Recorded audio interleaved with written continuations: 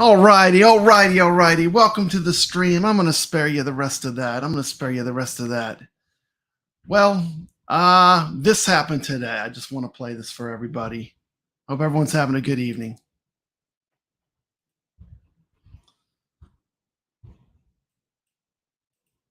This is Papa Brad's Gaming with a quick walk and talk. Today about Arcade1Up. What is Arcade1Up doing right?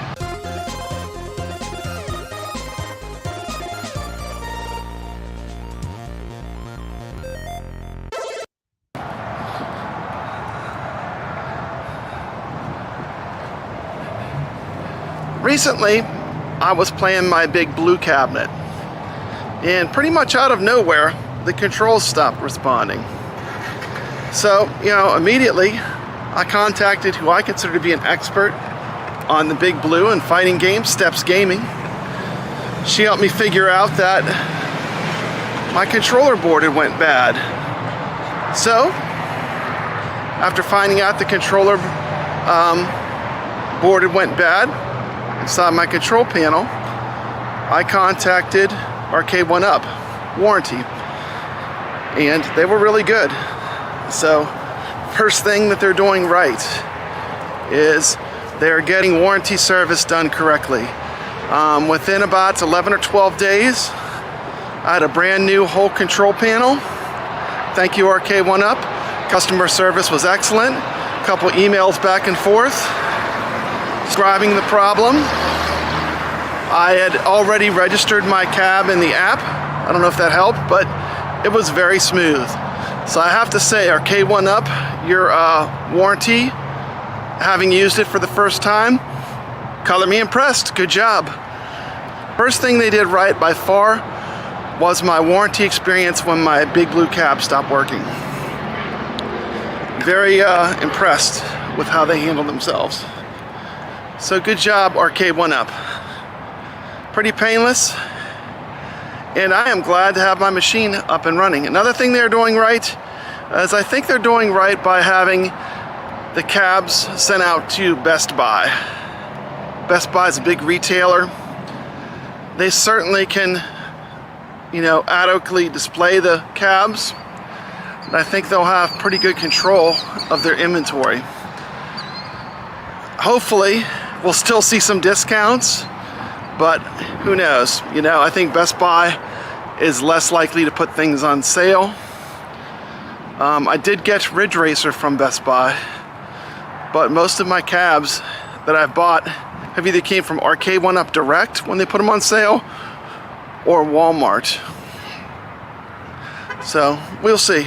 But I think a partnership with Best Buy, to me, for them is it's a good win. I think Best Buy is going to do well with the Arcade1, especially if they make store displays and promote them correctly. Once again, the store that is convenient to me in this gigantic area of shopping pretty much has no Arcade1Up representation at all, not even a cab. They took all the stickers down in the store.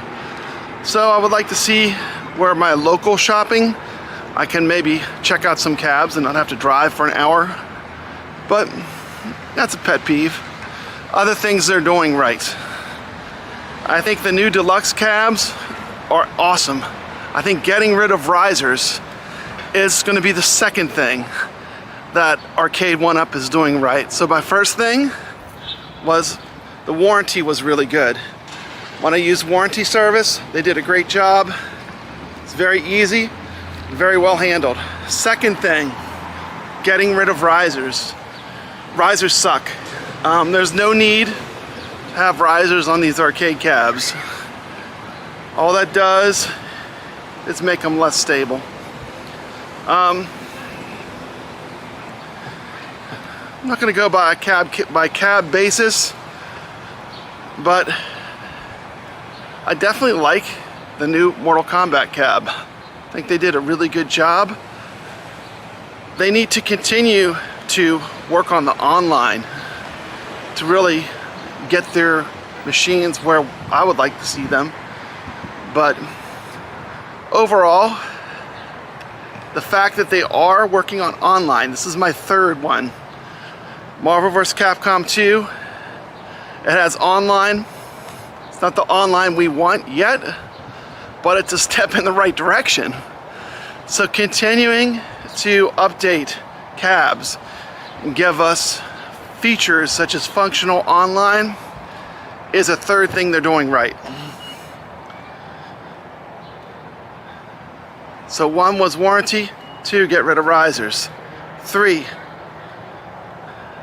continuing to upgrade the online functions on existing cabs. Okay, so those are 3 good things that I think they are doing right. 4th thing I think they're doing right is they are at least trying to communicate. They are trying with their Arcade1 update show and the other Arcade1Up official show they do. And I think that's probably a step in the right direction.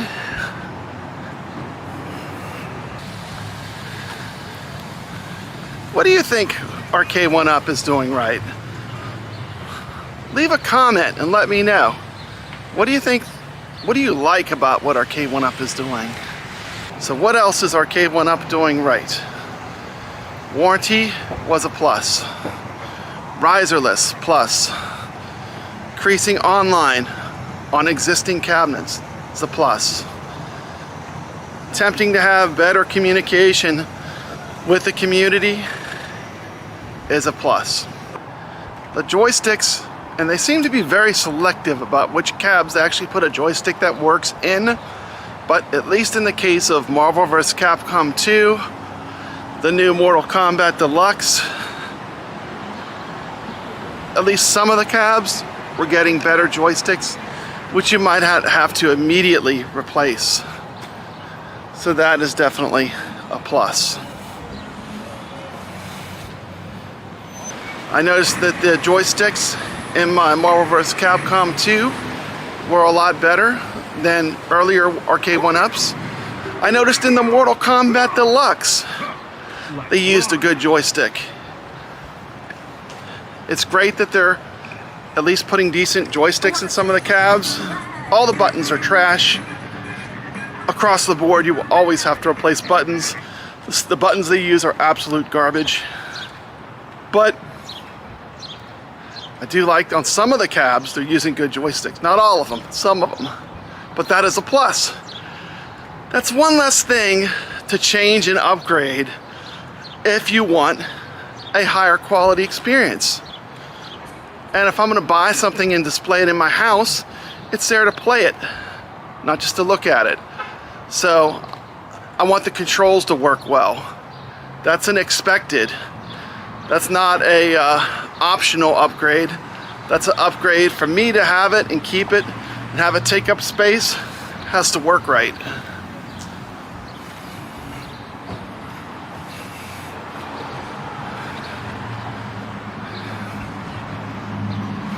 I think overall, I like what I'm seeing. It's moving in the correct direction. The deluxe cabs to me are an improvement over the previous cabs by far.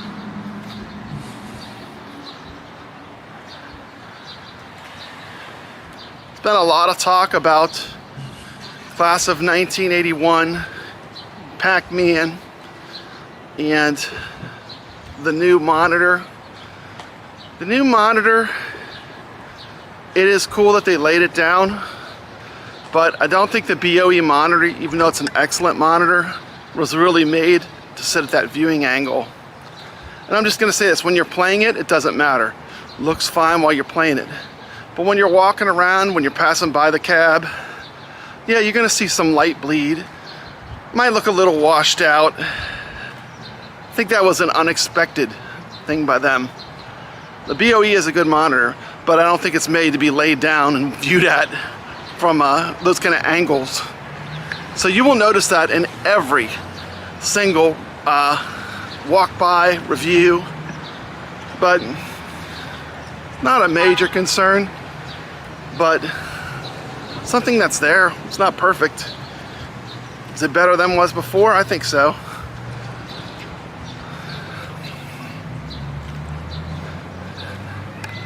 Other stuff Arcade1Up is doing right.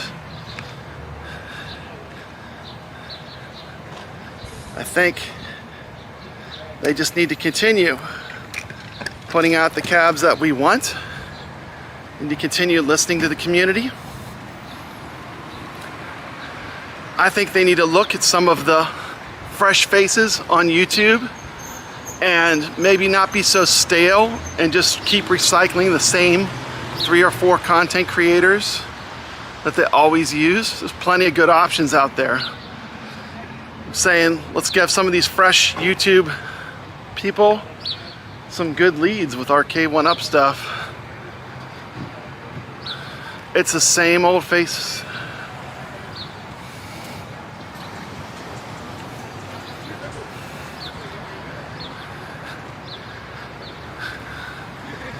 So what else is Arcade1Up doing right?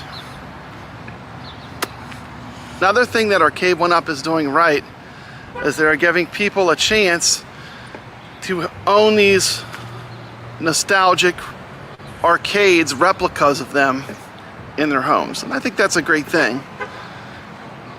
I think they are doing good with the art for the most part.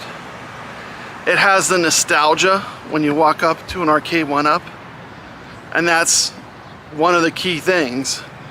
They have to have the art looking like the original arcades. I will not buy an Arcade1Up with original art. Like a Yoga Flame, to me, I have zero interest. Zero. Because it's not really what I remember from the arcades. And an Arcade1Up buy to me is a nostalgia buy. But in general, another good thing that Arcade1Up does is they get the art and they lean heavily on nostalgia, because nostalgia is what's going to get you to buy an Arcade1Up. So leaning on nostalgia, something they're doing right.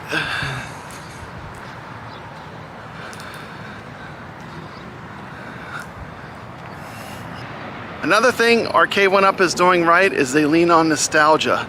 It's our nostalgia of these classic arcades that makes us buy their products. So by giving us authentic artwork that looks like the original arcades, that's something they're doing right. To me, every time they make a cab where it's original art, it's moving further away from the things that I want. You know, I want a cab that looks like Miss Pac-Man. I don't want, you know, an interpretation of Miss Pac-Man. I want a cab that looks like Street Fighter, not a cab that looks like some original artwork using Street Fighter characters. That's why I skipped the Yoga Flame cab. Just for me, if it's taking up space, it needs to look like it belongs in a 80s or 90s arcade. That's what I'm interested in, 80s and 90s arcade. So, nostalgia is something they do right.